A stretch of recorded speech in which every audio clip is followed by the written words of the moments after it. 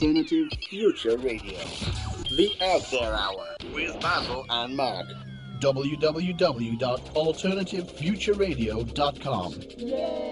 Yay! Ladies and gentlemen. Where are we? There we go, ladies and gentlemen. This is the Alex Jones Show. No, not really. No, I can't do it. Are we on? We are live we're on recording. blogtv.com, not Blog Talk. Well, welcome everybody to the Out There half hour. The Out There half hour. The out there plus one. A little extra show from today's conversation, just to introduce ourselves to Blog TV. Yes, we are, well, we're Basil and Mark. And we're the Out There Hour on Alternative Future Radio. AlternativeFutureRadio.com. And you could direct them to the website, Mark. AlternativeFutureRadio.com. Yeah, I'd forgotten the address. Yes, so I've now given that twice. And so we're just here to tell people what the show is about. Yeah, well, I mean, it's called the Out There Hour, and it's basically anything that the mainstream media doesn't cover because either nobody's interested or they don't want you to know. We've got a big list of subjects. Ghosts. We've got ghosts. Neuro-linguistic programming. Yeah. Life after death. Mediums. Remote viewing. Political energy, corruption. The Masons. Satanism. Bohemian Grove. Bohemian Grove. The Illuminati. Why not? Lizard men. Yes, lizard men are a problem. Dumbing down. Cattle mutilation. Not necessarily the same thing. Dumbing down cows. Did you ever see that video on YouTube of the cow that had been hit by a train? No. Is this another freaky fetish video? Oh no! Oh God, no! It's not a fetish. It's horrific. No, I'd say it'd be a bit of a mess. The cow didn't die. The front of its face was bashed off. Oh. The front of its face was bashed off, and it walked around for 3 days. Then did it die? I hope so. Oh, good grief. That's pretty poor.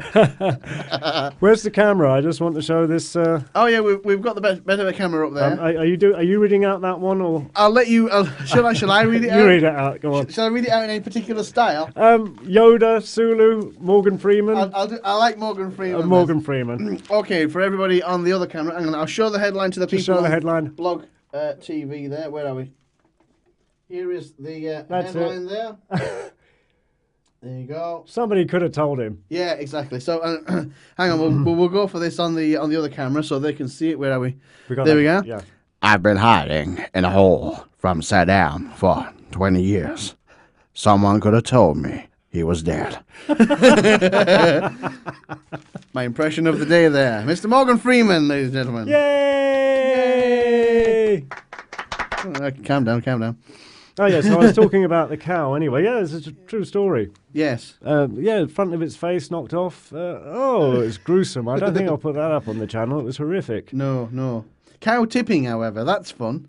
Cow tipping. I've never been cow tipping. I wonder if it's one of these invented memes that the system invents. Like kitten crushing. Yeah, like people who say that they've found toes in KFC and that kind of thing. It's always somebody's cousin's brother's uncle's auntie's cousin's friend. But they haven't they? But nobody ever seems to have ever found one.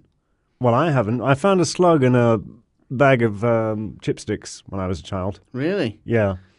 Hang on a minute. Slugs, they just turn to mush in salt, and chipsticks are highly salty. Well, I'm telling you. Well, your friend put that in there. No. It would have died I opened it, and I used to eat the chipsticks like I used to shove them right down my throat, and something wet and slimy landed in the back of my throat. It must have fallen off a tree or something, because a slug could not exist in a salty I was bag inside. of crisps. Let's find out. It's not possible. Well, let's get. If you put salt on a slug, it just bubbles. It is possible. We'll get a bag of chipsticks and we'll get a slug and we'll find out for the show. Live next week at the Out There Half Hour Plus One Extra Factor, we will be placing a slug in a bag of chipsticks to prove or disprove Basil's theory. Unless it was a snail. No, it's same. They would all die. Salt kills all of them. Well, there was something in it. I mean, I was about 8 or 9 at the time. It was a long time ago. Did your parents like you? Could they have been dropping stuff in No, I don't above think, your head? Or? No, it wasn't like that. I was inside, opened up the bag of chipsticks, threw them down my throat. Because if you go on some of these urban legend debunking sites, there's quite a lot of them on there, and they say that nobody has ever found a finger or a chick or something in a piece of KFC. Nobody's ever found one. The law of averages say it is possible to find something, isn't it? I mean, I think you'd notice if you were frying a chick. In fairness, I think you would probably know. maybe it's something to do with the packing. Maybe when they're packing the A chicken. lot of those urban legends aren't really true. Most of them are just rubbish. That's the end of the show then, Mark. Thanks very much. It's been wonderful. I forgot why we got onto that. What were we on about urban legends for? I've forgotten. What was it about? I can't remember. Was there something on the list? Well, I was talking about the cow. Oh, yeah, cow tipping, yeah. Cow tipping. Cow tipping. I don't yeah. think anybody's actually been cow tipping. I wouldn't do it. For example, right, my neighbours have got cows. They weigh about a ton to about, maybe even 2 ton for a big cow. And they've got 4 legs, which makes them quite stable. They're not Right. on skates or anything. Correct. So if you actually ran up to one with your at full pelt at 20 miles an hour and hit it with your shoulder, I still think you would bounce off it and break your shoulder. I think they're heavy. They're very heavy. And they're very stable with 4 legs. Very stable. Is there any way you could pull the leg maybe from one side? I mean, if you rope them, you could probably tip them over. But if you listen to the urban legend, people just sort of walk up to them and push them, and they fall over. It's I not- just don't see that. I they're- don't see that happening. They're too heavy. No, I don't think so. They're too heavy and they're too strong, as I had demonstrated with the train hitting the cow. I mean, they're incredibly strong. Yeah, they're big. So, well, that's solved anyway. Let's Yeah. put that to bed. And we'll never have to mention that again. We got in Man in the Hole there for 20... Yes. not for 20 years. Yeah. I've not seen this headline. Did you see this one? Gaddafi's son jaw-dropping 360 million euro ship. It's like a cruise liner. What, he has a ship. Hannibal Gaddafi's ship, Phoenicia. Well, they were a very wealthy nation, Libya, before the globalists got in. Well, that is true. I heard tell, although this could be another urban legend, that everybody in Libya got $2,000 a month, whether they worked or not. That's not an urban legend. They had free electricity, Yeah. free healthcare, good system of education. You'd have to wonder why they were revolting so much. I don't know. It's the thing that happens with Muslim countries, isn't it? I mean, Could be a little bit fishy. But one thing I do know is that Gaddafi was talking about creating his own African central bank. Ah, he was also, I heard tell, wanting to accept gold for his oil. Because he switched to euros a while ago, which, Well, that's very which funny. perturbed the Americans quite a lot. That's interesting. But there were moves to accept gold only. And we were just talking about gold this morning with Yeah. Stefan. Now, there's a precedent been set for that since then, ironically, in that Iran is accepting gold in exchange for its oil because it can't move any money around because of the sanctions, but they're accepting gold. Excuse me, but is Iran becoming the enemy as well? Yes, I think they might be. I think they might I think they might be the Is enemy. anybody talking to us on the... Nobody is talking Oh, to that's us. no problem. We've got 2 viewers though, but I'm not sure if we're one of It's them. I don't perfectly understandable not to talk to us. know. No, I would imagine so. 2 viewers is probably too many. What did you think of Steph there with the gold this morning? Well, he seems to know his beans. His yeah. gold's a reasonable price, and so is his silver. So that's the main thing, I suppose. Yeah, I like the guy. I think there's something in the old gold. I think it's not a bad investment. Why not? I suppose it is, really. I won't If be you've able got to- some cash and you want to store it, then that's the way forward. And you I, could- however, haven't got any cash to store. There's a funny thing about it. I'll never ever be buying gold because I can't afford it. Yeah, I'm unlikely to buy it. It was nice to find out about it in case there's anybody out there who could buy it. I think if I actually had like 10,000 quid to spend on gold, I'd probably spend it on a ticket out of Ireland and 3 months rent in London, Yeah, looking for a yeah. proper job to start a new life, rather than living in a frigging field in Ireland. Do you think you could make another life in England now? Do you think you could pick something up there? And It's very hard to know because the place seems to be going downhill just as fast as Ireland is. yeah, I don't know. I think England is probably just as bankrupt as Ireland, but because they can still print their own money, they can put a bigger sticking plaster over the problem. yeah, they never went into the euro. They held out. Probably a good choice, to be honest. I think maybe that's where one of the central banks is, though. It could be where a lot of the austerity money is going. That's just a theory. This is an interesting thing. I was thinking to myself, I'd love for a journalist to ask a very simple question. How does a country that can print its own money get into debt? Yeah. That, to me, is a very simple question that should have a very simple answer, I would have thought. Yeah, it's a very good question. Yeah, I mean, if you've got, if I owned a printing press, there we are, back again. Yeah, if I had a printing press and my printing press matter was legal tender, I probably wouldn't be in debt. Look at it this way. It would be quite No, hard. Just look at it this way. Okay, Yeah. I'm going to simplify it for not only for the viewers but for me especially. Yeah, I'm at home. I have £200. I've spent it, but I've got a printing machine, yeah. so I can just print more money. Print another 200. How are you ever going to get into debt? Now, that led me on to another question. I thought, well, if the government of England owns the Bank of England, which they always... Don't think so, but go on. They sort of intimate that they do. Okay. They intimate that it's their bank. Same with the Federal Reserve. Go on. Yeah. Well, you look on the Bank of England's website, and I thought about it, and I looked on there. They've actually got a section, who owns the Bank of England? I thought, well, that's very handy. And it says on it, the Bank of England is owned by Her Majesty's government. And then I thought to myself, interesting, that looks like a chain of command to me, because if the government is Her Majesty's government, then that means that the Bank of England is the government's, which is Her Majesty's. So therefore, the Queen owns the government and the Bank of England. It's written on the Bank of England's website. The Bank of England is owned by Her Majesty's government. Well, there's school. So if Her Majesty owns the government, she then by proxy owns the bank as well. Well, there's two schools of thoughts in the conspiracy circles, if you like, concerning the Queen. One is she's extremely powerful, owns everything, and the other is she's just a dithering old figurehead. Or a lizard woman. Or She could be a lizard woman. I can't see that. Well, I can't see it either. She's very short for a lizard. She is. I don't know. She's not just a lizard woman, but an 8-foot lizard. An 8-foot lizard woman. But if you're a shape-shifting lizard woman, you could shape-shift yourself to 4 foot, however tall she is, like 5'2" or something. According to the film The Money Masters, all of the central banks in all of the world are owned by the Rothschilds. They were started by the Rothschilds in the 1800s, including the Bank of England. And I'm not really convinced by Have you seen that movie? I think I have, but I can't remember it. I'm not convinced that the Rothschilds are anywhere near as big or rich or as powerful as people say they are. I think they've just latched onto them.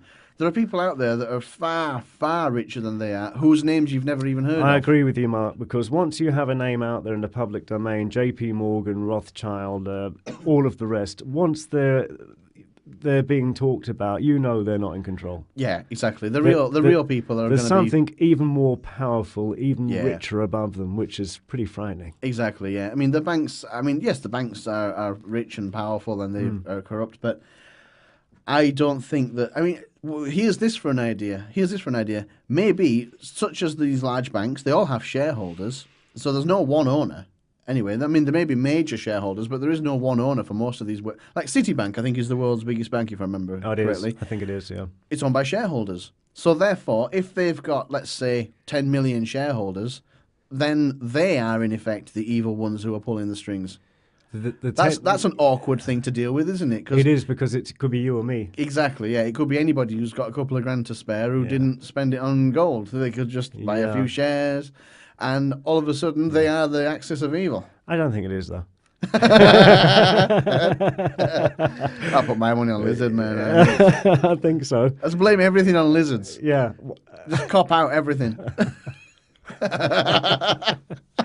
What else have I got? What else is on the list? Oh, God. Red Ireland. Red Ireland. What the hell does that mean? That was a little reminder to me to talk about and point out how communist Ireland is. Anybody? Nobody talking to us. Not very many people. No, right, nobody's talking to us. That's fine. That's handy. We weren't listening anyway. But yeah, no, Ireland it's probably the most socialist stroke communist country that I have ever been to. Probably. It's unbelievably socialist. It's you can't start a business here without going through 100 hoops. A Bible of bureaucracy. Yeah, you can't get off social welfare once you're on it. Yeah. The jobs pay less than the social welfare, but then they want you to work for the social welfare for free. Yeah. Doing jobs that people used to get paid to do, obviously. Yeah. Oh, God, where do you go? I mean, the laws and legislations are coming down from the European I think that's one of the worst things. The regulations, the idea of inspectors coming into your home. Yeah. septic tank, Yeah. water, Housing charge. They're going to want to measure every room for that the one. property tax. Let's call it what it is. Yeah, property tax. Yeah. But this thing of having a job's worth coming in on your property and you can't keep them out, that sounds very communist to me. Yeah, exactly. Doesn't it? And that is why I think that, well, in America they've got the Second Amendment, which means they can carry guns. And I think that a honest government has nothing to fear from an armed population. Yeah. Because I think if I was in America and somebody wanted to come onto my property and start poking around my bedroom and measuring it up, like they were fitting curtains or something, I think I'd probably run out of inspectors before I ran out of bullets. Well, at least in America, they've got the Bill of Rights, the Constitution there, the protection of your property. Yeah. And your individual rights above government. Yeah. Now, I had an idea the other day. I Okay. hope I've got enough time on this 50 minutes, otherwise I'll do it in the next segment. Probably not. I had an idea the other day, right. We all know that, for example, America has got a constitution. Ireland has got one, for what it's worth.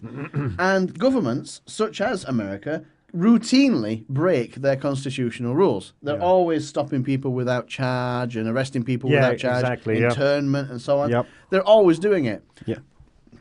Why don't people in countries with a constitution like Ireland and America press their politicians to make the constitution a law, an act?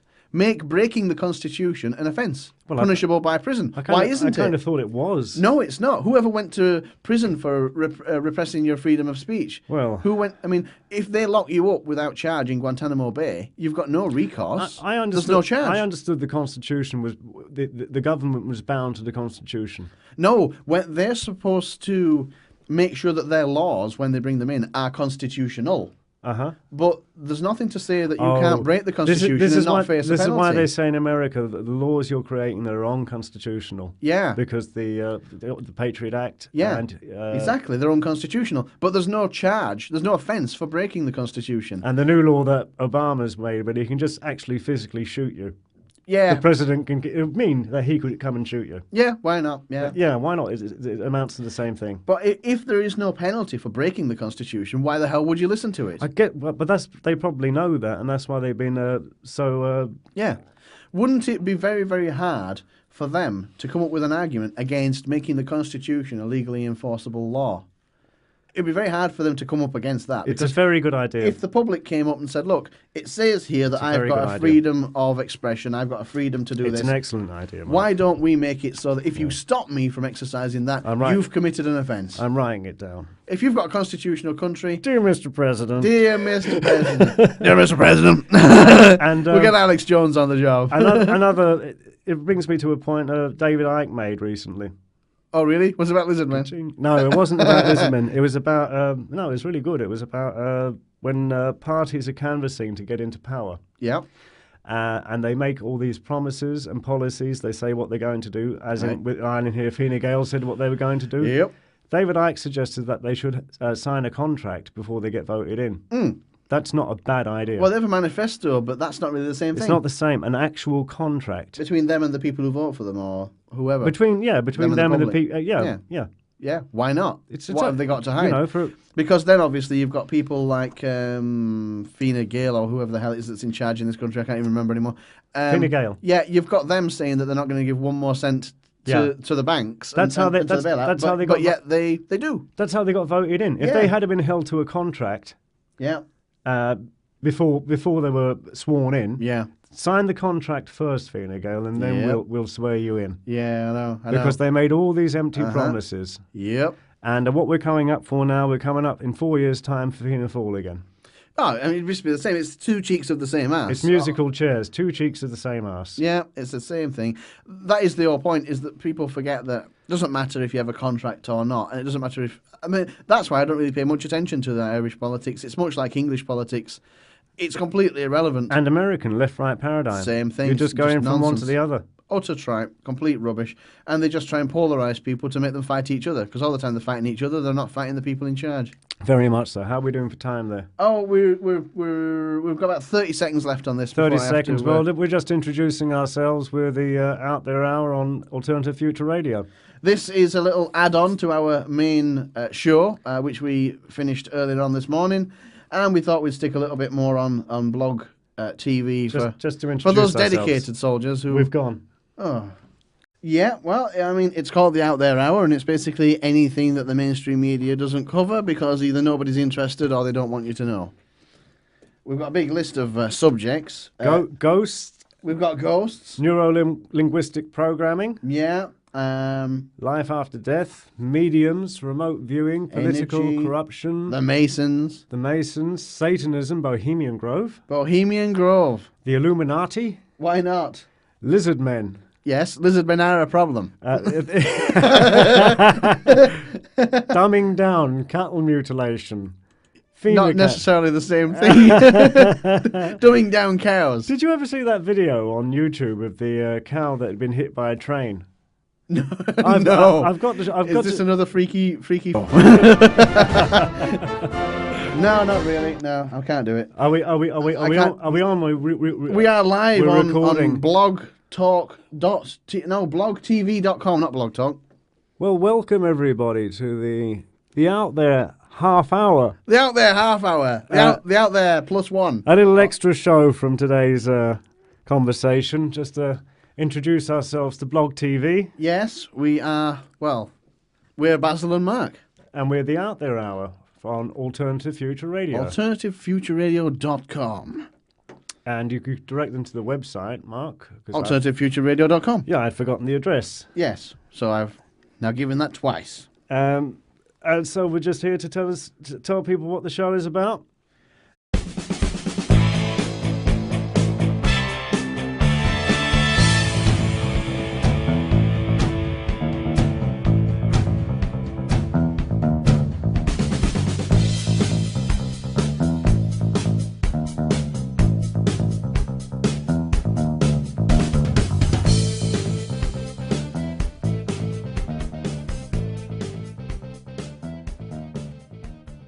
There Hour on Alternative Future Radio.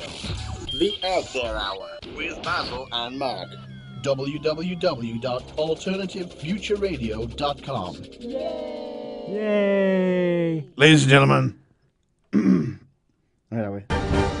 There we go, ladies and gentlemen.